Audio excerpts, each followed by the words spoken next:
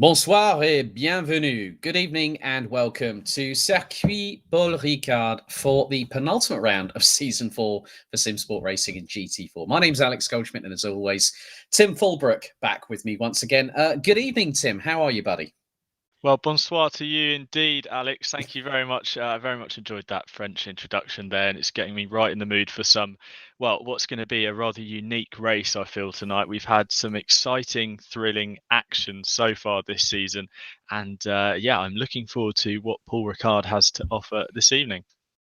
So we're going to be running on the 2018 variation of the Circuit Paul Ricard, based in Le Castellet, just outside of Marseille, financed by the big pastis magnate, Paul Ricard himself. Also has been under the ownership of Bernie Ecclestone at some point. It's hosted from 2018 the Formula One French Grand Prix, also FIA Formula 2, Formula 3. It's also one of the venues for the forthcoming FIA Motorsport Games this coming October, if memory serves me correctly. It's had the 6 Hours of Castellet, the FIM Endurance World Championship, amongst others, but also opened just under 52 years ago, back on the 19th of April 1970, and I wasn't even born back then. I hate to think how young that makes Tim feel at the moment, but Tim, a fantastic circuit, but it's really going to test the drivers in these GT4 machines this evening. Definitely, Alex. I mean, if you take a quick look at a track map for Paul Ricard, there's one thing that defines the circuit, and it's that long Mistral straight. It seems like it goes on forever in a GT3 car, and then step down a tier to these GT4 cars. Or stepping down's a bit harsh. It's a different challenge entirely. You kind of feel like you're on a long train journey, and you're just waiting for your destination to arrive. It seems to take forever to get down there, but it opens the door for some very unique racing, and I think we've got plenty of that in store tonight. Yes, so we've got quite a big grid, but there is a bit of news to divulge with you all.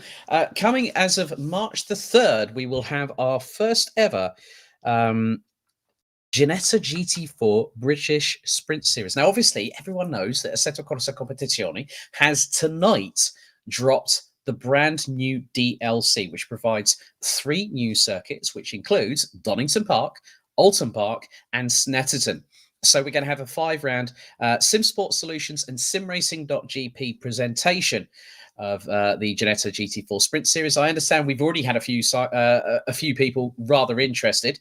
So the calendar is going to be as follows. The 3rd of March will be Alton Park. 10th of March, Brands Hatch GP. Snetterton will be the halfway point of the Ginetta GT4 British Sprint Series. On the 17th of March, Silverstone will be the penultimate round on the 24th of March, and then the 31st of March, we go to Donington Park. Some fantastic tracks. We will let you know more details as it happens.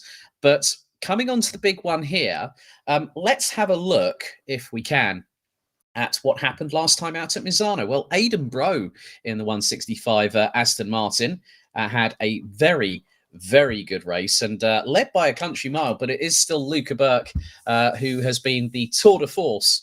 Quite apt, we're here in Marseille, virtually speaking. Aaron Martin Pilkington in the Ginetta, rounding out the top 3, ahead of Aaron Walker, the Season 1 champion. Stijn Pasmont, who I think that is his best recorded results here at Simsport Racing, being either GT4 or GT3. Stephen Haley, our Season 2 champion, was 6 ahead of Yannick Miller, Karolis Sipavicius, John Monroe, Matt Webb, Michael Heffenden, Adam Isolovic, Regan Mitchell, Tobin Lee, who was a newbie last week, and Gavin Utley, who rounded out the top 15. And the top 20 were rounded out by Ollie Gill, Kieran Vidago, Will Dendy, Mark Neutelings, and Angus Martin. So with that all being said, here is the championship standings. And Tim, Luca Burke has got an absolutely whopping advantage over the Season 1 champion, Aaron Walker, by 80 points. And then Stephen Haley has got 300 on the board. So 2 of the first 3 ever champions for GT4 here on Simsport Racing in the top 3, with Aidan Bro not too far behind. Yeah, it's really interesting to see that consistency is what pays off, and to see Burke at the top of the standings really does justice to the performances he's been putting in. Not only has he been consistently in the top 10, he's right up at the sharp end, but it's exciting to see that Aaron Walker and Stephen Haley are almost locked into this little battle, and they're trying to chase down that Zansho Porsche that's at the top of the table at the moment. Yep, and here are the teams' championship standings. Look at that. Simsport Racing and Zansho 3 level on points with 490. Then a further 22 points behind. Well, that's a great result for Stone Passport and Aaron Martin Pilkington in the pair of FunQ Ginetta G55 GT4s. HF Impala Racing, Season 2 teams runner-ups, if memory serves me correctly, Tim. You are I hope correct my there, memory's that Alex. good. Yep. I tell everyone about that one. Trust me. Yeah, that's in your CV now when it comes to sim racing, my friend. Apex Motorsport on 334 round out the top 5. 1001 Racing by SimCoach 101, which has the Season 3 champion, Carola Supervicious, in 6th position ahead of Zansho 1, Zansho 5, Team Ford Zilla B, and Dunn Motorsport CST rounding out the top 10. The top 16 covered by, well, a few more points. Dunn Motorsport in 11th, Phantom Sim Racing rounding out the top 12. But we're not too far away, I think, from. Well, I mean, I'm now going to take you through the standing grid, the starting grid here at Paul Ricard, because our final race will be at the Hungaroring in a week's time. A couple of noticeable absentees. Charlie Crossland has signed out for the rest of the season. Denise Pope, we hope you're watching, Denise, because we do like it when you race with us. She won't be starting from the position that she was due to be in, 42nd on the grid. So Gavin Utley and Tobin Lee will be starting on the top 15 reverse grid here on the front row. So it's BMW versus Porsche. Then it's Regan Mitchell and Adam Isolovic and the McLaren and the Mercedes on row 2. Michael Haffenden and Matt Webb, that is row 3 in the Chevy and the Aston Martin. John Monroe and Carola Supervicious, who, let's be completely honest here, hasn't had the best run in a title defence. And it looks like we could very well have a new name come Hungaroring next week. So they start on row 4, Yannick Müller and Stephen Haley. They complete the top 10. Completing the reverse grid top 15, Stain Passport, Aaron Walker, Aaron Martin Pilkington, Luca Burke, and Aidan Bro round out the top 15. Then it's Ollie Gill, Kieran Vidago, Will Dendy, Mark Neutelings, Angus Martin, Mark Ranbury, and Colin Dunn rounding out the top 11 rows ahead of Nicky Hayes and Dave Hedges. So Sideways Steve is a bit further ahead than Drifter Dave in this running order by about 14 positions. Cameron Fife and Simon Wilkes round out the top 80, the top 13 rows ahead of Graham Johnson and Sebastian Totolanera. Dave Marshall and Daniel Handover round out the top 30. And it's Alex Buncombe, Miles Dixon, Lucas Zentalis, Glenn Guest, Gerard Debar, the returning Jenson Button, who's been fresh from his adventures over in Wales testing the new Extreme E Odyssey for the JBXE Racing Crew, which he's going to be not just the team owner, but he's also one of the drivers. So he was very, very upfront on social media about how cool it was to literally go sideways in a literally a Dakar buggy with an electric powertrain. So it's good to have him back. Obviously, he had a top 3, a 3rd place back at Zandvoort a couple of weeks ago. Sebastian Priaulx, Niall Schlitter, Pietro Fittipaldi. No Steve Proudly. He's on other duties. Actually, he's our broadcast director this evening. So a big shout out to one of the founders here at Simsport Racing. So he'll be controlling the cameras all the way through. Tadas Auskas, I can't get that surname right, even if I tried, but there we go. Ross McGregor, back from a little bit of illness. Had a chat with the Scotsman earlier on this week. He's very chipper, and he's been saying to me, Tim, it's really good because with the racing, it lets the pain drift away into obscurity until you realise you get out of the sim rig and you're sweating buckets and you're just thinking, what's going on here? And you feel absolutely rubbish. The joys of sim racing, hey, you forget about the real world for 45 minutes and then it all comes crashing back down when you take the checkered flag. But that's a good sign that we've got him locked into some exciting action here at Simsport. Yes, indeed. Ibrahim Khan and Michael O'Brien. Michael has now switched into the McLaren 570 SGT4. He's going to start stone dead last, as we've got about. It looks like we're going to have about. I've got showing around 34 cars on the grid, where I think the drivers will be in the briefing at the moment, ready to go racing. But Tim, we've got to keep this feature going. What's Tim's top tips for tonight here at Circuit Paul Ricard in Marseille?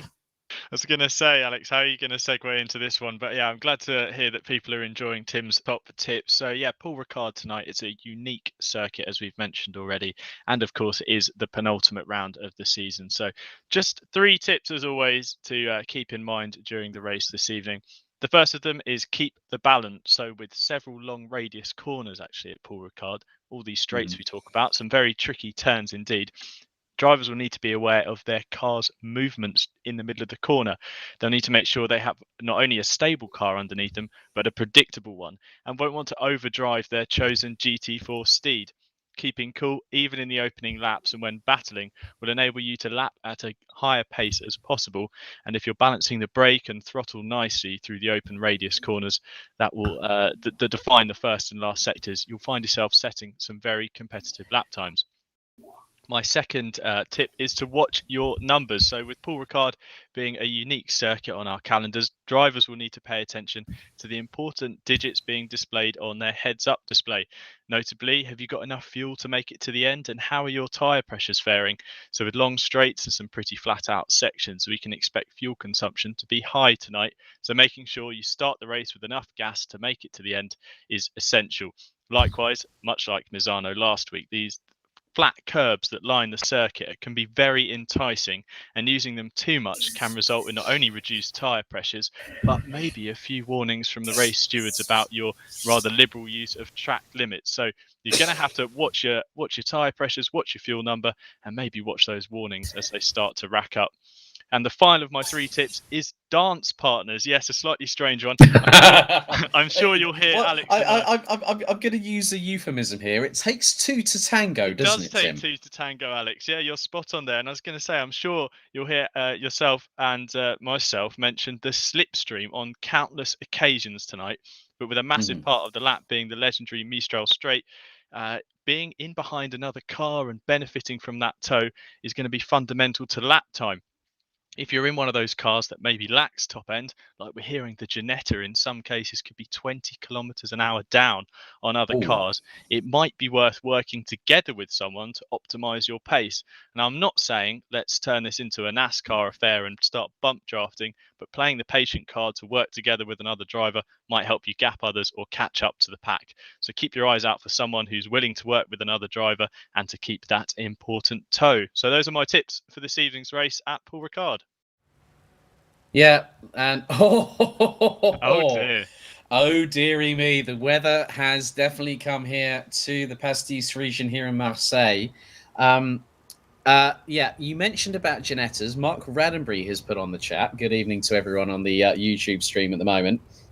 Good luck to all drivers, especially those with the Ginettas who get to enjoy the rev limiter for 35% of the main straight. A very good point. Well put there. Good evening to Frankie Helliwell. Richard Pixley. Good evening to Andrew Fife as well. And Mark Neuterlings has said he's had a corrupt issue with the game. No racing for him. So you can see that we've got quite a few drivers ready to go racing here at Paul Ricard. And from what we know about this circuit, there's a lot of runoff area here as well. It's a very technical circuit. It's had a lot of developments in the years gone by. And we said about the slipstream effect, it's still going to be rather prevalent here at Paul Ricard, isn't it? Definitely, and actually now a crucial thing to factor in is the spray that's going to be getting kicked up with these cars. As much as I was advising the drivers to maybe work with someone else and use the tow to their advantage, securing visibility now is going to be something that these drivers are going to want to be thinking about, especially with long straights, plenty of cars on the grid, like you say, over 30 entries this evening. There's going to be water being kicked up everywhere, so making that runoff might be coming in handy in some occasions, but hoping everyone can get through cleanly and enjoy a good race here. I love the comment from Andrew Fife just now. Beat snow anyway. 100% agree, because then otherwise we need studded gravel tyres, because we probably feel like we were not a bit further south down at maybe say Monte Carlo, the Monte Carlo rally. But we're now going to get things underway, and it's going to be a bit of a long formation lap because it's going to be down to the likes of Gavin Utley and Tobin Lee to sort of like start things happening as we now see the number 17 BMW pull away ahead of the number 21. And you can now see a lot of drivers. Now we've got 34 showing on the grid as everyone's just waiting patiently, as there is Jenson Button. We're actually on board from the driver's view, and it looks like he's got one of the Chevrolets in front of him.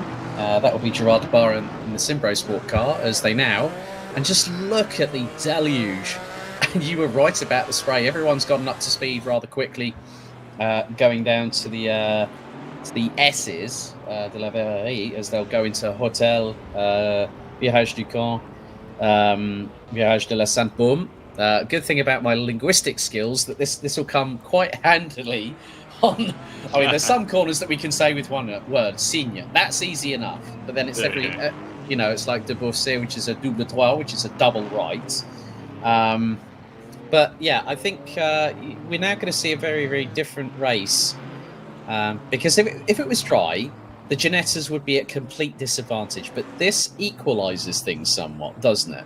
Yeah, it will definitely level the playing field to some extent. It will make the twisty parts of this track a lot more important because there'll be more time up for grabs. And I think we will see, we'll see that pace deficit that the Ginettas had certainly reduced. Whether we'll see it eradicated, I'm not too sure, but hopefully we'll be able to see some competitive racing nonetheless. I would say that if I had to pick someone to keep my eye on this evening, not only would it be Jenson Button down the order in 32nd, I'm sure he'll be wanting to get himself as close as that hot seat position 15, which would be reverse grid pole, but I'd keep my eye on Regan Mitchell in third in the 69 McLaren, because we know how quick that car is in a straight line. And it's pretty decent in the twisties as well. But if he gets a sniff of making his way past Utley and Lee and leading out front, he definitely has the pace to do some damage tonight. Yes, very much the case. As now they trundle. They don't sprint. They trundle their way down the very, very long Mistral Straight. I think it's well over a kilometre or so. I mean, the circuit itself is the best part of 5.8 kilometers. So I think you're going to class at least two of that is the Mistral Straight going into Signe. But you then it's a triple right because you've got Signe and then you've got Double Droit de Bourset, and then it's a left-hander into Virage de Bendor before you then got a rather twisty technical section before you come into the final corner. The pretty much a very, very tight right-hander at Virage du Pont before they cross the line. And this is. Sorry, I was going to say, Alex, you'd be racking up your kilometres on Strava if you were running down the Mistral Straight, that's for sure. So, it's going to be an interesting challenge for these guys. Yeah, Frankie Helliwell says, might be a bit of rally crossing tonight. Well, Frankie, that is if there were gravel runoff areas here at Paul Ricard, because you can see the amount of runoff here. As now Gavin Utley weaving from side to side, getting those tyres up to temp. 45 minutes of racing. It is absolutely torrential here. And the words mildly moist in when you refer it to Jeremy Clarkson, a complete understatement right now. Yes, it's mildly moist and definitely damp if I had to add my two words to that. But yeah, excited to see how this one goes. Right, so Utley and Lee bring the field round the final corner of the Virage du Pont. They're now going to make their way down towards the start-finish straights. So, for Season 4, Round 5, the penultimate round before we head to the Hungaroring in just a week's time, it is Utley and Lee, Mitchell and Isalovic. That's your top two rows. We are green, green, green as they bury the accelerators for the spray. Absolutely cataclysmic, as it is nearly four abreast at some points as they head down into the S's for the first time. Utley gets the leaders. Oh, clash between Tobin Lee and Regan Mitchell, and that has split everyone around. And there's more dramas. Aidan Brough off the circuit as well, and he started in 15th. But in the meantime, it looks like Adam Isalovic has got the initial advantage going into Virage de l'Hôtel. So the number 111 takes the initial advantage. There is Matt Webb, and you can see there that a lot of drivers, that's the 224. That is John Monroe, who's catapulted his way up from 7th to 2nd, and following him closely behind, that is the 143 of Yannick Müller, as Gavin Utley rounds out the top four. Well, my pick for this evening to watch was Regan Mitchell, and he unfortunately ended up facing the wrong way at turn 1. That's not how he wanted his evening to begin, with P3 on the grid. But look at the legs on that Mercedes. It's certainly got the grunt, and it looks like Munro actually is coming under pressure from Imola, who's through on the straight. So the Camaro is the best boat to have this evening in these conditions. He's even going to challenge for the lead round the outside of Isaliovic into this corner, around the outside. Can he do it? It's going to be so tricky to hold on. The track's going to run out. He's over onto the curb, but he manages to get it back in line, and it's going to have to settle for second place as Munro looks to challenge. Exciting stuff already, Alex. Yeah, going through Signe now into Double Droit de Bossé. And Gavin Utley actually had a bit of a run wide coming out of Signe, and then just behind him, it's your old buddy, HF Impalas, Michael Hafferden. Luca Burke has shot his way up by 7 positions up into P7, as now Isolovic starts to lead. We've just under 2 minutes into this race. There have been multiple cars involved, and at the moment everyone's trying to get their way through. There's the number 4 of Kieran Vidago, as there's Ollie Gilles and the number 18 Ginetta. And this has been a real equaliser for the Ginettas, because now they can use their advantage in terms of the twisty stuff, let's say. And there is Aaron Walker. He's down in 14th position, and that looks to be Alex Buncombe, I believe, in the number 23. Buncombe started way down the order, as this is getting rather spicy as they head into the S's de la Verrerie for the second time of asking. Everyone's very much tippy-toey at the moment, Tim, but also the big thing is that I'm just waiting for the timing. You can go to pitwall.live to keep an eye on what is transpiring. Michael O'Brien started all the way down the order. He's up to 23rd position. Aidan Bro all the way down in... Muller's lost out there. He made a bit of a mistake there, and that has allowed John Munro to go back up the inside of the Chevrolet, now into the next left. As banging door panels. That was a bit cheeky from Yannick Muller, but I know that John Munro, his steely Scottish resolve will definitely see him very much look to capitalise and get the run if he can. But Isalovic basically running away with the tumbleweeds at the minute. Well, he's got a little bit of breathing space because Muller was making a couple of mistakes in that opening sector, and that's really going to help him because the gap looks like it's just about enough to keep that very pacey Camaro at bay on the run down to senior. As behind it, we see this is what I was talking about, your dance partners, the two funky Ginettas seemingly not wanting to challenge each other and just work together down the long Mistral straights. Here's Michael Hafferden being challenged. In fact, I think he might have just made his way past our reigning champion Super Vicious, who's having to run wide, and there's a couple of cars up towards the inside there, one of them being Super Vicious, and alongside it's Webb in the Zansho Aston Martin. There's cars everywhere trying to look past. I mean, Michael's probably struggling in there with this rain and not a lot of practice in the books, and it's certainly a curveball when the heavens open and you've just got about a few laps under your belt, let alone any in the rain. Yeah, very much the case. John Munro has actually lost that 3rd position to Gavin Utley. There's Luca Burke ahead of the number 67. Zansho Simsport Aston Martin and Matt Webb. Just behind them is Hafferden, Martin Pilkington, Paspon, Vidago, Walker, Buncombe now up into 13th position ahead of Raddenbury. Zentalis, Dendy, Button is now up into what is 17th position and is closing on Will Dendy. Well, he's actually got past Lucas Zentalis. So Zentalis has dropped a few places in the meantime, as towards the inside, going in through to the S's. Buncombe stays ahead of Mark Raddenbury in the 750, and we're just 5 minutes into this race. There's Jenson Button closing on the 102 of Lucas Zentalis. This is for 17th position on the road, and just behind, look, Michael O'Brien going 3 wide with Cameron Fife and Gerard DeBar as O'Brien tags the inside of DeBar.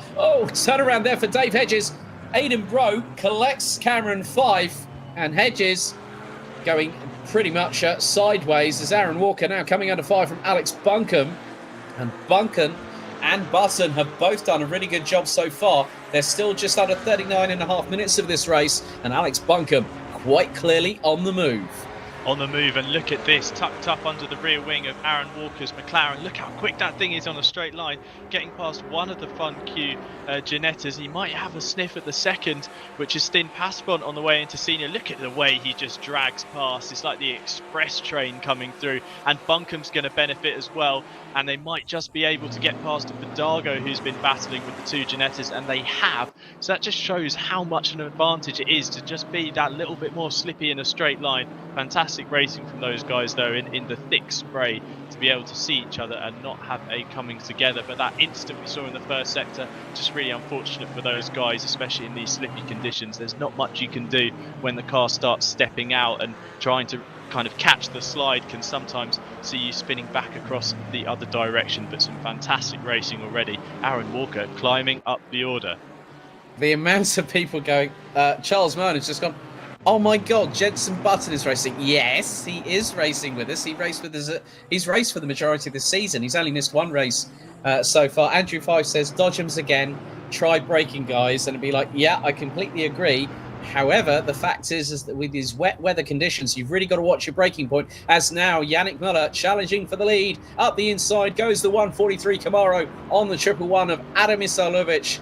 So with just under 38 minutes on the clock still to go, we're on lap number 4 of this race. Luca Burke has started down in 14th. He's now up into 4th place ahead of Season 3 champion Karolis Supervicious. Good to see that Gavin Utley is keeping ahead of Matt Webb, with Michael Haffenden, Aaron Walker and now Alex Buncombe rounding out the top 10 positions, as Martin Pilkington, looking up the inside of Hidalgo, clashes with the Porsche. I think the Fun Q Ginetta loses out. That loses him a massive amount of places, and up the inside goes the likes of Miles Dixon and Jenson Button to take the positions away from the number 626. And there is Michael O'Brien, Lucas Sentalis and Gerard de Bar, sorry, my apologies there. This is how frantic it is at Paul Ricard in the wet. You cannot tell what's going to happen here.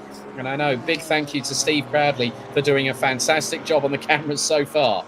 Yeah, Steve's going to need eyes in the back, front and sides of his head to keep track of what's going on at the moment. But Muller up top, he's managed to make his way through, as we see Miles Dixon now running alongside Will Dendy. See if he can get that move. Sorry, that's Jenson Button he's going side by side with.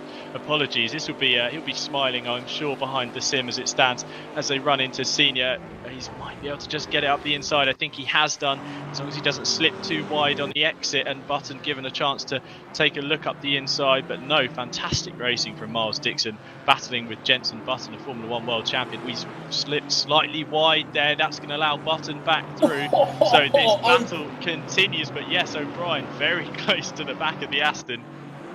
Yeah, Michael O'Brien absolutely like a rocket ship, having switched to the McLaren 570S GT4, of course, a British GT competitor, racing with McLaren. So he knows that machinery from working very, very well. Now, one of the key points you said about dance partners, you said about slipstreaming. Did you see earlier on in the race when Aaron Walker had Alex Buncombe in the slipstream, the amount of tow that Buncombe got, that gave him an absolutely massive advantage against the likes of Paspont, Martin Pilkington, and I think it was Kieran Vidago. They all got through rather safely, so good spatial awareness from all of them. But Gavin Utley, I must be completely honest, he's done a very good job. But Aaron Walker closing on the rear bumper of the BMW M4 GT4 as they're now making their way through. And this is not over yet by a long sight. We're into the completion very quickly of the first 10 minutes, and by goodness has that flown, Tim. It has, and exactly what you're saying about dance partners. But Alex Buncombe's decision there was to stay in the tow of Walker. No point trying to challenge. If you can see Walker was the train at the front of the locomotive, the locomotive at the front of the train of cars there, sorry, just dragging him up past those others. You can really benefit if someone in front of you's got that straight line speed and you've got your wits about you to maybe just stick in behind and benefit from it yourself. But Walker up to 7th, fantastic start from him so far, and I'm sure he'll be looking for a way past Utley not too soon. But Muller up top, I mean, he's leading. He's really stretching his legs at the front of the field. Yeah, he's got that gap to tow over 2.7 seconds over Adam Isalovic, the Chevrolet Camaro GT4, conceived and created by Heiter Engineering who've done quite a few projects. They brought out a Camaro GT3 car, also the Lamborghini Gallardo-based REX GT3, as Alex Buncombe looking to make his way up the inside of Gavin Utley. Looks to be the case, as Utley's run a little bit wide, going through the exit of Signes into Double Droite de Bourset. So Aaron Walker, as there is Will Dendy trying to go keep it pinned in the Aston Martin around the outside of Kieran Vidago. As looks like Stain Passport trying to go through there as well. Vidago runs wide. Dendy keeps the position. Passport up the inside, and Mark Rannebury is closing in. The Ginettas, they all thought they were going to be at a severe disadvantage, losing about 20 kilometres an hour down the straights. But the rain has really, really brought a new dynamic to this race. Now, this is the battle for P3. John Monroe ahead of Luca Burke with Carolis Sipavicius. And looks like Mark Neutling's cheering on his buddy Gerard de Bar. He's saying basically 3 more places and you've got pole position. Gerard de Bar currently in 18th place, but the man on the cusp of that top 15 reverse grid pole for the season finale at Hungaroring is one Jenson Button at the moment. And I know for a fact that Jenson, if he doesn't want to get a bit further up into the points, he'll want to have that 15th place come the end of the race in about 33 minutes time. Oh, well, it would be exciting to see Jenson Button starting on pole for the finale of this season, but I'm sure we'll all know this. Jenson Button, he won't want to stay in P15. He'll want to get into that top 10 or further if he can. But I'm really excited to see this battle here in this little mid-pack. Michael O'Brien, this is really that battle for the hot seat P15. There's a mix of cars in here, but Roddenberry able to hold his own. Exactly what you're saying about these Ginettas having the playing field levelled for them by this wet weather. Unfortunately, he's going to be dropped quite significantly by O'Brien on the straight here, but he's going to be able to potentially bring some time back in towards the end of the lap. So excited to see how Roddenberry can get on and how those Fun Q cars are doing in the order as well. An interesting dynamic to this race. No, Mark, I do speak German, but it's very similar to Dutch. So when it said pole at the end of that sentence, it was rather easy for me to translate. And don't start throwing curveballs at me. I know you're the pitcher when it comes to that, mate, but leave that be for the moment. As Carolis Sipavicius is ahead, that is Luca Burke just behind. So Sipavicius, the BMW coming into its own here as well. You know, you've driven this car in previous championships here, Tim.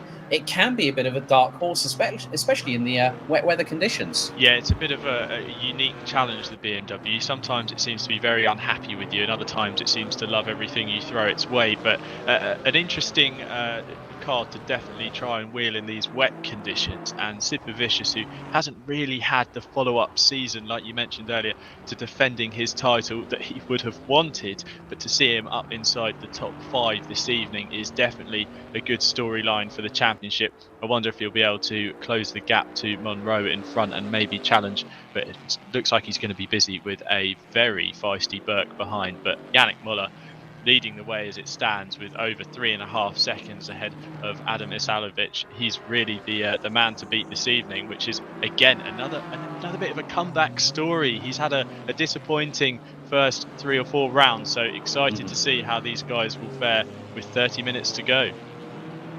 Yeah, we're coming into the completion of the first third of this race. Still just over half an hour remaining here at the absolutely truly saturated Circuit Paul Ricard in Marseille. Before I forget, Dave Hedges will absolutely have my guts for garters if I don't do this.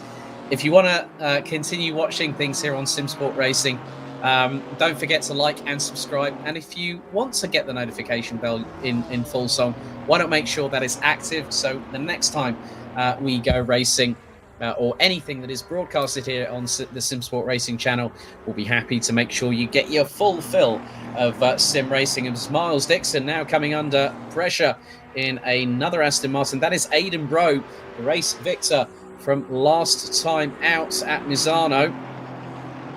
And Bro looking towards the inside as they're going towards Signes, but look at Regan Mitchell. He's not too far behind, and neither is Ross McGregor. And that's a great move there, using the slipstream there Aidan Bro, as there's a three-way scrap just in front. Passpont, Haley and Vidago at loggerheads, as Regan Mitchell looking towards the outside of the 2-2-3 of Dixon.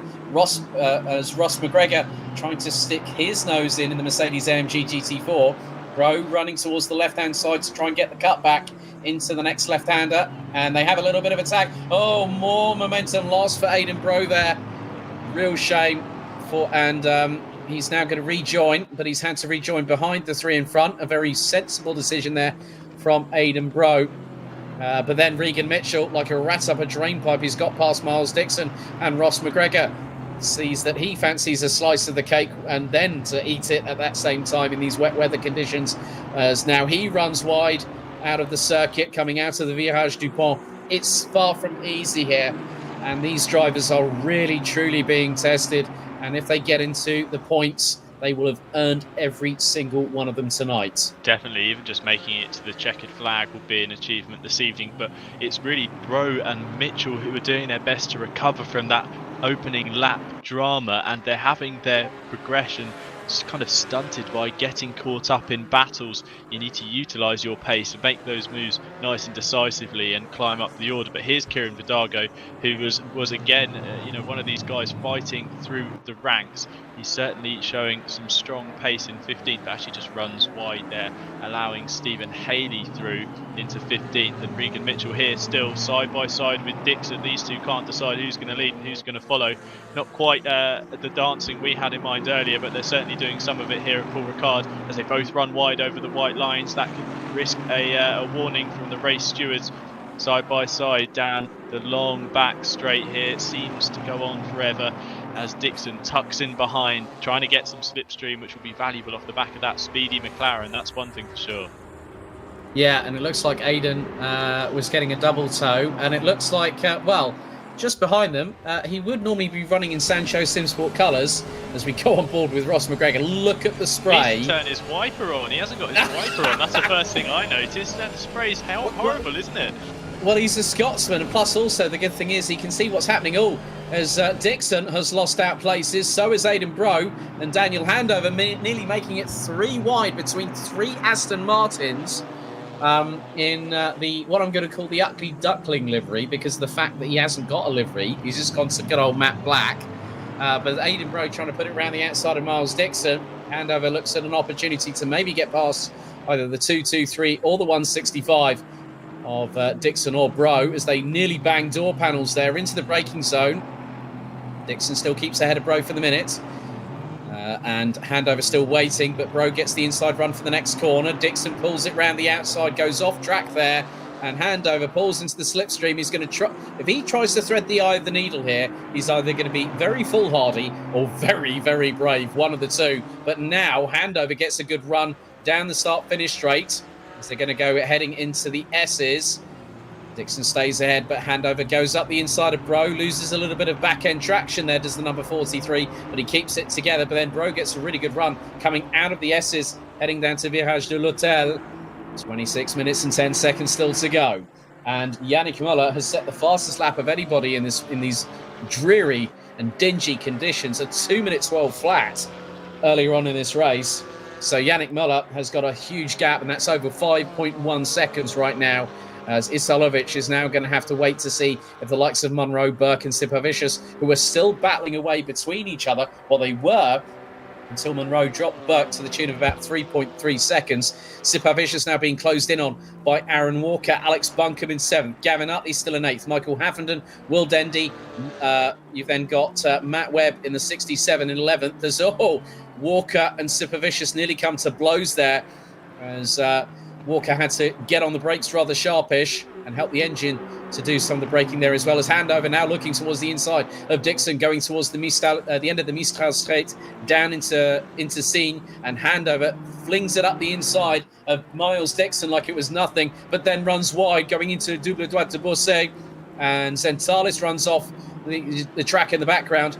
Bro looking to thread the eye of the needle a little bit here to try and see if he can get past one of the two Aston Martins as they battle away, and Handover came really close there to Miles Dixon through that right hander going around the outside, but gets the apex for the next left hander. Rose still waiting in the wings. This battle is definitely not, it's escalating rather than dissipating right now. They're just going to keep fighting over this position, I'm sure of it, for the rest of the race. I don't think they'll decide until the final lap.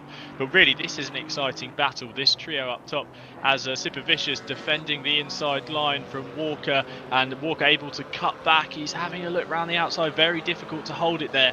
But there was this trio here of Burke, Super Vicious and Walker. Burke, championship leader, Super Vicious, reigning champion, and Walker, the man in second place in the points standings at the moment. An interesting points battle going on there, as my teammate and good friend Michael Haffenden looking like, I'm pretty sure he's enjoying himself in ninth place. He'll be happy with where he is at the moment, but being sent on by one of the McLarens there. That was O'Brien just literally gave no warning whatsoever, and he not just sent it up the inside of Will Dendy, but he like Will Dendy just looked like he was standing still as we go on board with Rocket Esports' very own Jenson Button in the number 22. You did say he wasn't going to stay in 15th. He's now closing on Will Dendy. Yeah, I was just looking, Alex, the way he was oversteering onto the Mistral straight there, the way that the car was just washing out, he was an almost full opposite lock as he looks up the inside of Dendy coming up to scene. It's not easy in these wet conditions, and with the wipers going, there's still very limited visibility. I do feel for McGregor, though, who couldn't be bothered to turn his on. Well, he's a Scotsman, and as long as he's got a marker in front, he'll be fine. But, yeah, I mean, Jenson Button having a loss of sideways time in that Extreme E Odyssey car last week in Wales, amongst his other commitments that he's got going on. Oh, Gavin Utley ran very, very wide. That's going to give O'Brien the momentum he needs, as well as Michael Haffenden. And very good spatial awareness from O'Brien to make sure that he does not go into the side of Gavin Utley, because not only will that cost him an opportunity at more points, but it will also maybe put him under the wrath of the race officials, as Lucas Zentalis battling away with Aidan Bro now for what is 21st. Miles Dixon rounds out the top 20. But Yannick Muller, he's on a flyer at the moment. A 2 minutes 11.379 from the 143 Camaro. Ladies and gentlemen, Yannick Muller is back with a bang, and he's 7.35 seconds ahead of Adam Isalovic, who's being cheered on in YouTube chat by his good friend and comrade in arms, Mark Neutelings, as now O'Brien and Utley go side by side, as Button goes side by side with Haffenden into the S's. O'Brien sends it round the outside of the BMW. Button looking to get an opportunity to thread the eye of the needle and get through. And now Utley runs wide. Button looking towards the inside. Haffenden going to try and make it 3 abreast, nigh on. But Gavin Utley has a little bit more torque in that BMW's 2.8 litre flat 6 M-Power twin turbo engine, taken straight from the road car. But Jenson Button looming large right about now. Oh, and Button to the inside actually taps the right rear of Utley and sends him into a bit of a spin, and then contact again. That allows Haffenden through, so a couple more positions for the Brit, and Haffenden runs wide. Button back up through the inside. Wow, this all changed here. Utley now having to file back into line, but Button now is the man in everyone's crosshairs as an Aston Martin shot off into the background. That's Matt Webb in the barriers. Matt Webb in the barriers. That clamshell bonnet definitely out of alignment there. So it was literally 6 into 1. And someone got exited stage right, and unfortunately that was Matt Webb. A real shame for the number 67. He was doing really, really well, as you can now see. Did you notice that Aaron Walker and Alex Buncombe running wide, as now Button coming out of fire from Steve Haley. Steve Haley's absolutely flying at the moment, and he's making sure, well, he's got past Michael Haffenden and Gavin Utley a bit in the doldrums, just behind in 12th position, followed by Will Dendy, Kieran Vidago, Stain Passport in the 444 Fun Cube Janetta G55 rounds out the top 15. As Haley battling away with Haffenden, as Button trying to get away, trying to close up to Michael O'Brien, who is actually 2.1 seconds up the road. O'Brien is 10 seconds away from Alex Buncombe, and in these wet weather conditions, people might say that a 10.1 second gap is almost insurmountable to close down in 20 minutes. But in these wet weather conditions, with that kind of pace that O'Brien has been showing, he could close up. You never say never until the checkered flag falls. No, you don't. And especially in these conditions, like you were saying, anything can happen.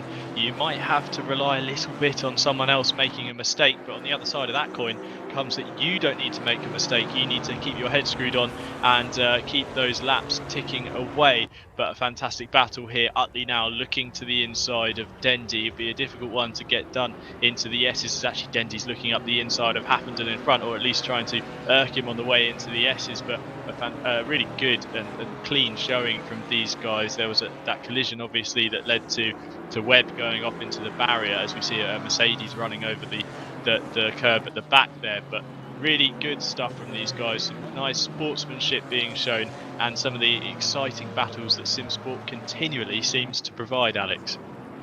Okay, just keep your eyes on the gap between John Munro and Adam Isalovic. The gap now just under 1.5 seconds.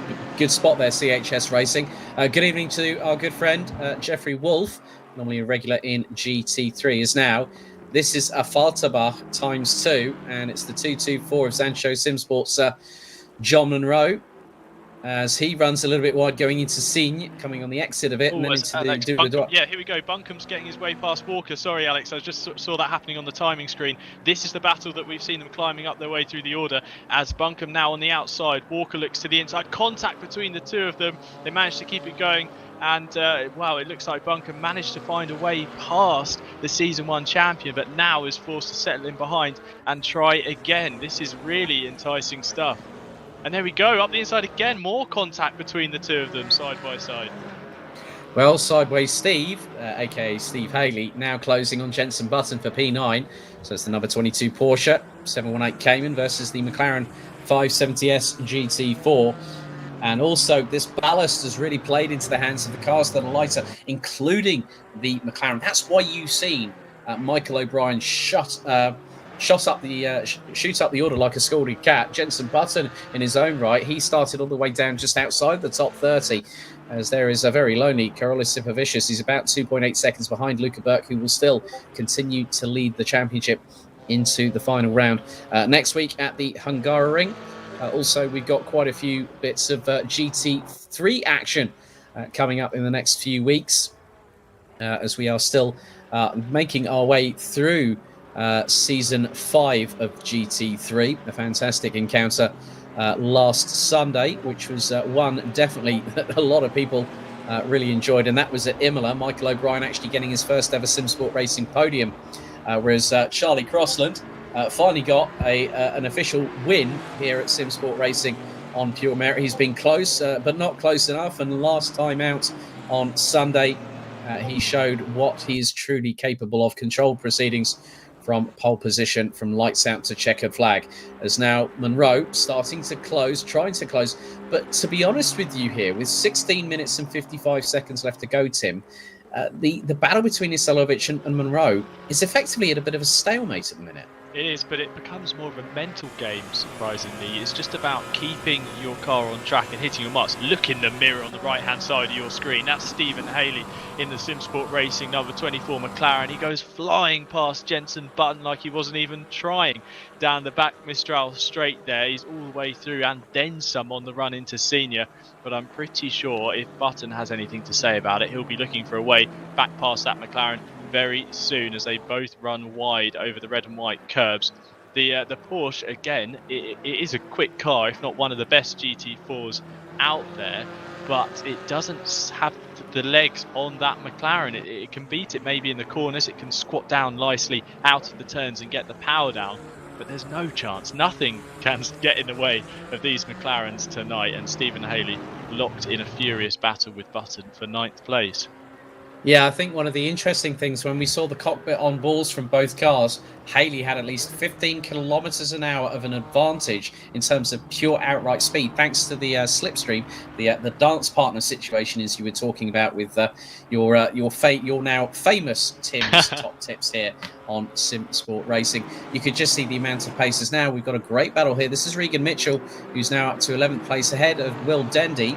Dendy started a bit further down the order, and he's got Kieran Vidago breathing down his rear exhaust pipes as they go into the Yeses de la Verrerie here at Paul Ricard, and just behind Ross McGregor and Stain Passport, still 14th and 15th. All results after this race are considered provisional before any due diligence is exercised by the stewarding team here at Simsport Racing. So the drivers will have to be on their A game. Now we're into the final third of the race, 14 minutes. Oh, now that was a bit of a moment there for Regan Mitchell going into the left-right there. So that was a little bit of an. I think he just had a bit of an outbreaking moment there, didn't he? Yeah, and you certainly pricks the hairs up on the back of your neck when you go into a corner and the car doesn't seem to stop like it did the lap before. Unfortunately, I can see Michael Haffenden's name has dropped down the order. He might have made a mistake in the last couple of laps, as here we cut back to Daniel Hand over in that ugly duckling livery. You were saying, Alex, fighting away with Aidan Bro. Winner last time out at Misano. His fortunes have changed this evening as we see Will Dendy moving over the track just to try and break the slipstream with Kieran Vidago tucked in underneath that rear wing of the Vantage, looking to the inside, but no, there's not an opportunity there just yet. But I'm excited to see the battle between Walker and Buncombe. Unfortunately, it has come to a bit of a head. It looks like the gap has now opened up between the two of them. Buncombe's going to have to brush himself down and see if he can close the 3.2 seconds to our Season 1 champion, as Haley and Button are still exchanging blows for 9th and 10th. Well, you know what I said about Michael O'Brien? He's now 6.3 seconds behind Alex Buncombe. He has been gaining on Buncombe about 8 tenths to a second a lap so far, as now Monroe has got that gap down to Isalovic. That is down to just under 9 tenths, and Monroe on the last lap was just under 4 tenths quicker than Isalovic. So Isalovic having to now fight a little bit more because he wants to try and scarper away from John Monroe. Luca Burke is 5.2 seconds behind in 4th position. Then it's Carolus Supervicious, Aaron Walker, Alex Buncombe, Michael O'Brien, Stephen Haley, Jenson Button, Regan Mitchell, Will Dendy, Kieran Vidago, Ross McGregor, Stain Passport, Michael Haffenden, Gavin Utley, Daniel Handover, Aidan Bro, and Miles Dixon that completes the top 20. Then it's Matt Webb, Lucas Sentalis, Aaron Martin Pilkington, Ollie Gill, Dave Hedges, Colin Dunn, Mark Raddenbury, Angus Martin, Glenn Guest, Sebastian de Tolenera, Cameron Fife, Gerard DeBar, and Tobin Lee. And I think that Tobin Lee has actually parked the car, to be completely honest with you. So we still have 32 runners and riders left here in this race. And I would have thought that with these wet weather conditions here, Tim, that we could have had a bit more of a rate of attrition. But the drivers, when they get to a certain point, I think it's quite a significant amount of points all the way down the order. So I think it's if it's the top 40, if memory serves me correctly, as we ride on board with... now you can see that Ginetta in top gear, right, he's now going to bounce off the rev limiter, and we're just over the halfway mark. You can see now... You might see a Camaro appear on his right-hand side. There it is, just as I say that. That's good timing. That's my teammate, Michael Haffenden, appearing on the inside. Look how much toe that Camaro's got. But in the mid-corner, the Ginetta looking really quick in these wet conditions. This battle, although for 15th place, might be an unusual one for people new to Simsport GT4 Racing. The winner of this battle is Haffenden runs wide there over onto the blue and black runoff. The winner, the person who gets 15th place, gets the pole position next time out. So it's certainly a position worth gaining. And I'm sure Haffenden will be doing his best to get it back, as Monroe now looking to the inside of Isalovic into turn 1, into the S's. He's just trying to maybe show the Mercedes in front, the 111, that he is there. That's so difficult for Adam now. He's got to try and pick up the pace. He's been in such a good rhythm, lapping quite consistently. Now the challenge is, can he up it? Can he respond to the challenge from Zansho Simsport's John Monroe? Well, John Monroe, 23 years of age, based out of Glasgow, actually works with Motorsport Games, of all people, as his full-time career. But he is a dab hand. He's very adaptable, whether it's iRacing, R-Factor 2, or Assetto Corsa Competizione. One of our good friends, mutual good friends, mine and John's, David Christie, says, it's always a running joke because he goes, I'm absolutely disgusted whenever I see John Monroe behind the wheel. He can say that I've done absolutely no practice and still literally fly his way up the order. Well, he's managed to find the button for the wipers. He's turned them on, so that should help him in his battle against Isalovic for second. So that's a good thing. Yeah, hopefully Ross McGregor has done that as well. And Ross is currently down in P14. Aaron Walker now trying to go side by side with Carolus Supervicious in the battle between BMW and McLaren. So it is Munich versus Woking, and Woking comes out on top going down the Mistral straight. But now that was a very good tactical decision there by Supervicious to slot back in behind Aaron Walker and get a bit of a toe of his own going through into Signe before they head into the double right to De Bourset.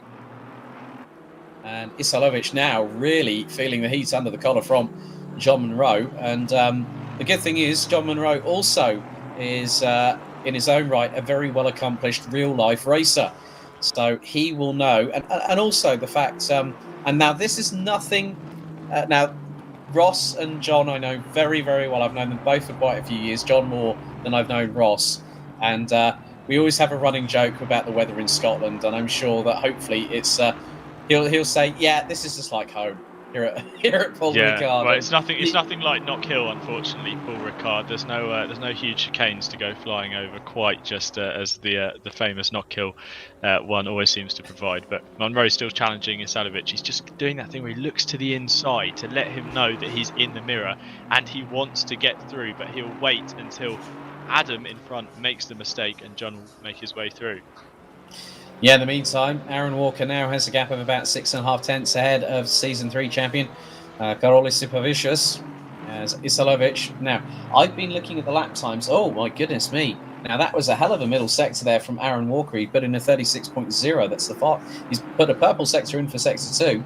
Fastest out of anybody so far in this race. But the good thing about John Munro is that he is using very much consistent racing lines to try and keep the pressure onto Adam Isalovic, but Adam is a very seasoned driver here at Simsport Racing. You've raced against him before as well. Adam will not want to give this second place up without a fight. No, and we see he's moving slightly over to the right-hand side and then back to the left. He's trying to break that toe. So he is conscious that Munro is behind and challenging. So he's just playing those little games, those little cards here and there to see if he can stop him from doing so as Munro again looks to the inside just to try and irk the 111 Mercedes in front as he closes up midway through the corner at Scene, looking to the outside, then ducks back to the inside. Can he get him on the brakes? Not quite. And we'll see if Isalovic just slips off wide, and he does. Such an unfortunate way for that battle to end for him there. But he's able to get the car back on track, almost get a cutback line on himself and stay pretty close to Munro. But I'll be interested to see if Munro can do anything about this near 13-second lead that Moller holds over the rest of the field. But Walker here, 5th place, a fantastic result considering where he started on the grid, and Sipavicius doing this dance partnering indeed and just tucking in behind, seeing that if Walker can close up to Burke, 3.5 seconds the margin between the two of them, he might take the Season 3 champion with him. Yeah, but that's always a case of woulda, coulda, shoulda, as we now have a bit more of a contretemps. This is between Aidan Bro and Gavin Utley, and good move up the inside there. Nice and clean, actually, from Aidan Bro.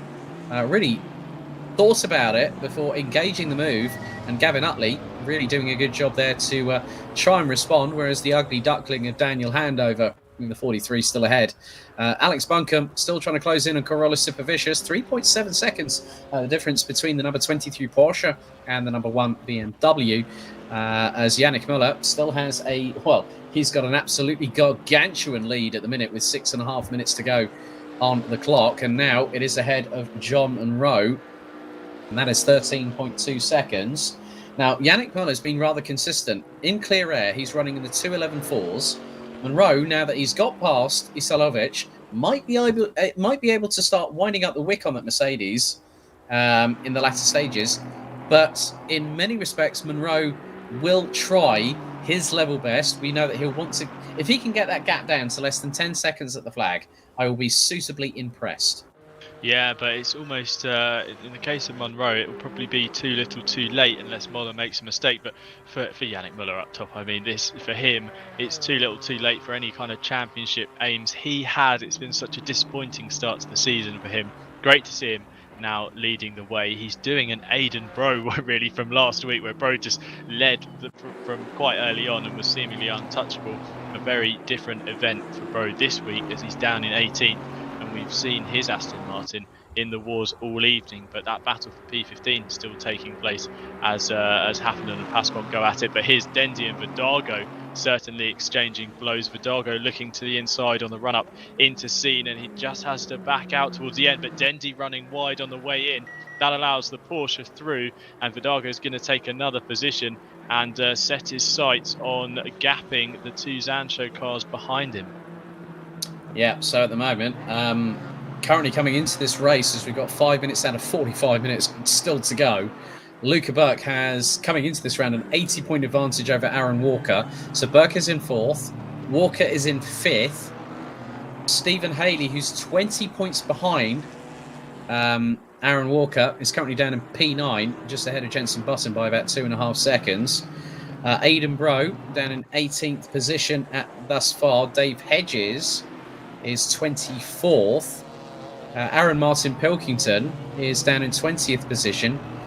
Stain Paspon is on the cusp of securing a first ever top 15 reverse grid pole provisionally for the Hungaroring next week. Glenn Guest has got a drive through. That would be for track limits. So in the last few moments, these track cuts have started to catch up with a few of the drivers towards the back end of the field here, Tim. Yeah, and I think the guys at the sharp end of the order are certainly going to be counting their strikes so far and making sure they don't push the track limits on too many occasions, but that's something that's very difficult to do if you're locked in battle like Ross McGregor is. Unfortunately, I still don't think he's managed to get the wipers on, so I'm very impressed again to say that he's in 14th without either having hit something or fantastic cut to the onboard from our broadcaster Steve Proudly this evening. Look at that. I mean, you can barely see that supporter in front. And wait until we get on the straight and the spray's really kicked up. See, it looks more like a Picasso painting than anything else, doesn't it? Jackson Pollock, more like. water variation, of course, but no. I mean, the thing is that he can, with his onboard, he'll be able to see what's going on where Vidago is placing the car. Obviously, he's got a clear view with the rear view mirror in the top on his top right. And look, 256 kilometres an hour in the spray. He's now going to try and fire it up the inside of Vidago. If he was about a car length closer, he would have gotten up the inside of the number 4 Porsche as they both run wide coming through scene. That allows Will Dendy to close in through the double right to De Bourset. But it hasn't Vidago runs wide and then some, and McGregor up the inside like a scalded cat and gets the move done. Well, that's going to help him now. No cars in front kicking up that spray, so he should have a clearer view than he's had all evening, I suspect. So let's see if he can really put the hammer down with 2.5 minutes to go. It's probably going to really be about 2 laps, maybe 3 at a push for these guys. So they're nearly there. They're nearly home, and I'm sure they'll be wanting to get home and dry. It might be more easier said than done, considering how heavy it's been raining all evening. Yeah, I mean, they've been running at the 2-minute 11, 2-minute 11 and a half. Well, John Monroe, I think, has just set a personal best. He's just gone faster than anybody in sector number 3 of 58.683, sector 3 for Monroe, who is still around about 13.7 seconds behind in second position. Adam Isolovic, Luca Burke and Aaron Walker round out the top 5 still, as I think effectively very soon. We haven't heard the call yet, whether it is the final lap. So I would think the next time around will be on will have completed quite literally. I mean, the thing is that the lap times would be at least 15, maybe 20 seconds quicker in the dry. So Yannick Muller will probably be ending up completing the race as the victor on 21 completed laps here at Paul Ricard. And that's, Mike Markerstein has said, Ross McGregor's doing an awesome job without those wipers. Well, now he's got clean air. Maybe he got someone to put a bit of a virtual Windex on that windscreen to allow to be like Moses passing the rain on the front windscreen in two. Unfortunately, you don't have to deal with the thing fogging up. That would only add to the disaster of an evening. Yeah, so we're into the last 60 seconds. It has been a fantastic race here at Circuit Paul Ricard in Marseille in France. So a lot of drivers really doing their utmost, but it looks like Handover's trying to think of an opportunity to try and get past Haffenden in the next lap and a bit as they now make their way through into Signes. Handover on the back bumper of the Chevy Camaro, looking towards the outside as Aidan Bro goes exiting stage left big time on the exit of Signes. But Handover not able to get one up on Michael Haffenden. It looks like the 861 HF Impala Chevrolet Camaro GT4 still keeping ahead for the minute. But we are fast approaching 0 on the clock here at round 5, season 4. GT4 Simsport Racing. Before I forget, head to simsport-racing.com if you want to join the community. We're now at over 700 members within the community itself, including a lot of the team here and also a lot of the drivers. There's been a few new additions in most recent times as well, as there is our leader. Timer strike zero as Yannick Müller now powers his way in the Apex Motorsport Chevy Camaro GT4 down the Mistral for what I think will be the final time. Wipers going on fast speed. And just to add to it, Alex, he set the purple lap time the last lap around, so there's been no backing off from Yannick Müller. He's certainly playing with fire if there is any chance of fire still being lit with how heavy the rain's coming down, but that just shows you how confident he must be at the wheel of that 143 Apex Motorsport Chevrolet Camaro. He's very much been untouchable all evening, and just to rub salt into the wounds for everyone else, he's managed to go purple on the penultimate tour. So I mean, just an incredible showing from Imola this evening. It's been a shame not to see some more of this so far this season, but I wouldn't count him out for trying to do something special next time out at the Hungaroring.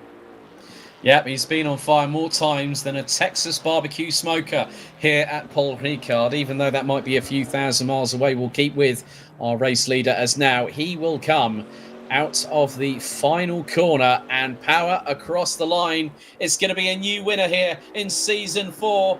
And congratulations to Yannick Müller after 21 laps, taking the victory here at Paul Ricard in Marseille.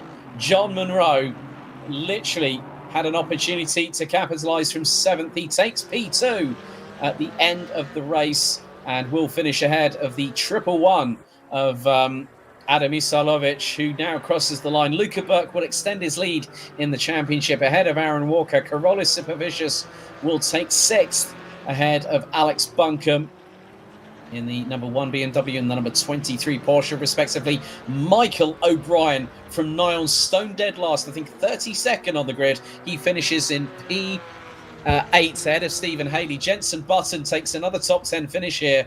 He took the third place on the rostrum back at Zandvoort, so a good return from him ahead of Regan Mitchell. Ross McGregor takes 12th. Kieran Vidago in 13th. Now that's an interesting development. Will Dendy started slowing on the start-finish straight. Sustained Passport got hit past him, so Dendy provisionally is in 15th position, which means reverse grid pole as Miles Dixon has an off-track excursion. Aidan Bro was 1 place away. If he was 3.3 seconds further up the road, he would have been ahead of Will Dendy and have secured that 15th place. Michael Haffernan in 17th, Daniel Handover in 18th, Gavin Utley in 19th ahead of Aaron Martin Pilkington, Lucas Entalis, Dave Hedges, and quite a few other drivers. But wow, that was one hell of a race there in the rain here at Paul Ricard, wouldn't you say, Tim? Oh, and just to add to Müller, as I was saying that he had already gone quickly, he went purple again on the final lap. So definitely no relenting. Another cracking event this evening. I've really enjoyed calling it, and it's been exciting to see the different strengths of these cars playing out. We did see some of those Ginettas managing to keep in amongst the McLarens, which was definitely the car to have. But I mean, looking at the order, the Camaro was certainly a weapon in its own right. Yannick Müller just owning the race this evening, and that's a really impressive showing from him. But great to see Munro on the podium as well. Yeah, very much the case. And that just really brings us to, we're going to wait to see if we can speak to our top 3, Yannick Müller. And this is provisional, of course. Yannick Müller, who I think will really be unchallenged for that one. But Tim, I'll be back with you in just a couple of moments' time. I'm going to head down to the interview booth and speak to some of our drivers. Sure thing.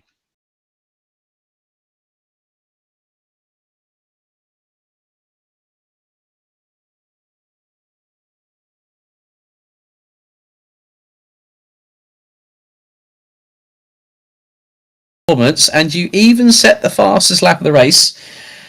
You went into the high 2-minute 10.8 on your last lap. Fantastic performance. Well done, Yannick. Thanks, mate. Yeah, finally back up here. Finally back with you guys in the commentary booth. It's been way too long. I know. I still remember the times when you were running in that Audi. I think it was season 1 GT4. You joined us, and it's been a long time, buddy. But to drive in the rain at Paul Ricard, that was not easy. I mean, it's fine. It's not really a good track, to be fair. Like, no one really likes it, I guess. But in the rain, especially with a GT4 car, is so much fun. So yeah, I was feeling quite comfortable right from the start, and much more comfortable than on my dry setup. And yeah, was able to put a good pace in, luckily. And Yeah. yeah. I mean, that Chevrolet was an absolute weapon. But I mean, I hate to think what your VMAX was going down the straightaways. It must have been like at least 255, 260 kph. I'm not so sure really, because I had to lift and coast the whole time because I was running a little bit low on fuel. And in the dry, it's 260, I think. Yeah. Well, Yannick, congratulations, a fantastic win. I know that puts you P15 at the Hungaroring, but do you think that the circuit will play to the strengths of the Chevy for the final round of the season? Yeah, it might. We did a test race before the season on the track, and it was okay. Not the best, but manageable. But yeah.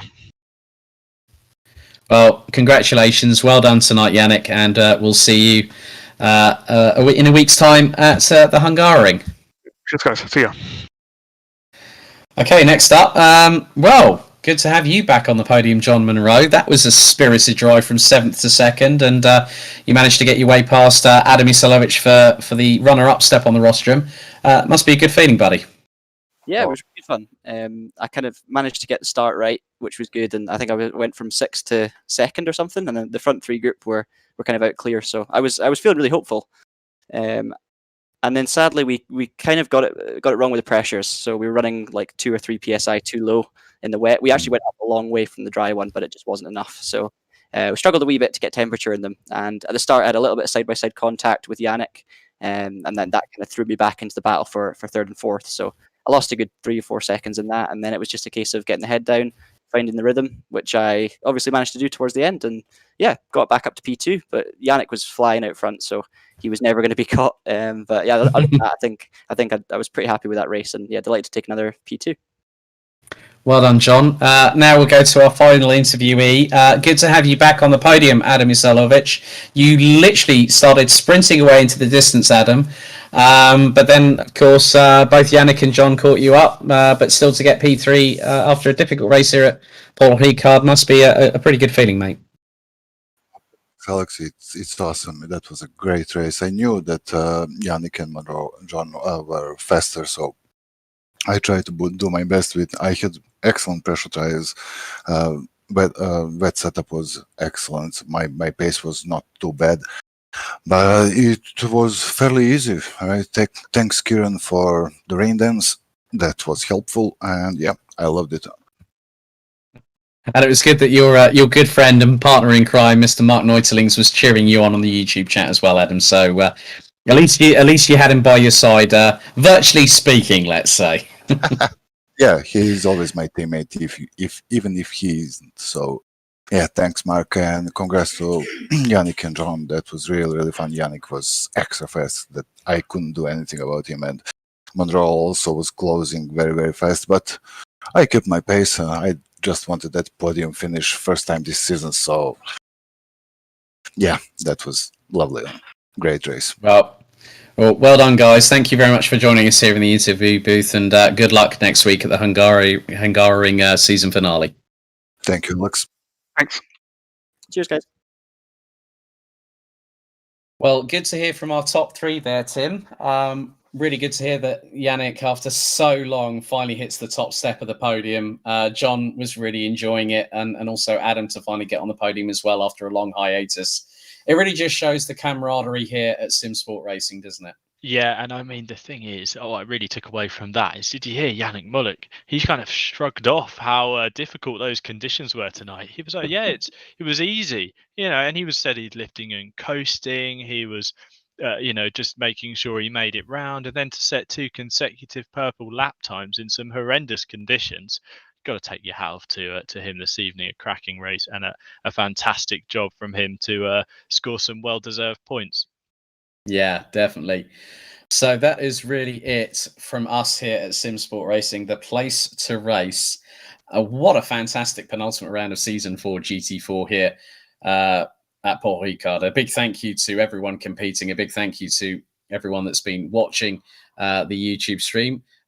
So a big thank you to everyone that's gotten involved on the chat tonight. Really do appreciate it. So a little bit of housekeeping here. Don't forget, you can follow us on. You can like our page. Go to our group on Facebook. You can find us on Twitter at simsport.racing. It's simsport_racing, I believe, at Instagram, and you can also head to simsport-racing.com. That is our official website for the place to race. Of course, don't forget the Ginetta GT4 British Sprint Series kicks off on the 3rd of March. Further details to come in due course. We do have the Hungaroring season finale, which is going to be round 6 out of 6. Will we have a new champion crowned, the 4th successive champion here on GT4 and Simsport Racing? Don't forget, on the 21st of February, we head to the 4th round of Season 5 GT3, and that will be held at a track that we've actually visited here on GT4 Season 4. It's going to be the 90 minutes of Zandvoort in the Netherlands, just off the North Sea coast, a mandatory pit stop for all competitors. Tim, any final words from you, my good friend? Well, I just want to say again, thank you very much for having me alongside you in the virtual comms box. I'm very much looking forward to what I'm sure will be a thrilling finale. Finale. There we go. Finale. You see, we're both making up words tonight, aren't we? Yeah, I know. Add that one to the list. I'm sure someone's keeping a tally. But yes, I'm looking forward to what will be an exciting final race next time out at the Hungaroring. Well, that is it from us here at Simsport Racing. On behalf of Tim Fullbrook, my co-commentator, our broadcast director, our very own Steve Proudly, my name's Alex Goldschmidt, the voice of Simsport. Thank you for tuning in. Good night. Stay safe. See you next Wednesday for the GT4 Season 4 finale.